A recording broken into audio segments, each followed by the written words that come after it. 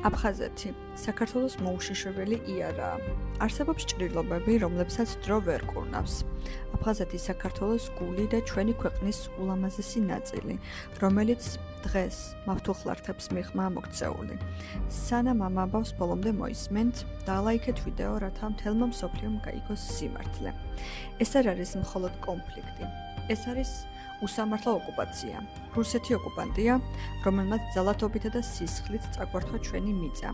მშვიდობიანი მოსახლეობა კი საკუთარ სახლებსა და მოკონებებს დააშორა.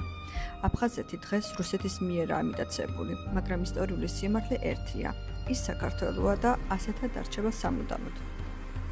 ოკუპაცია დროებითია, მაგრამ ჩვენი მეხსიერება მარადიული.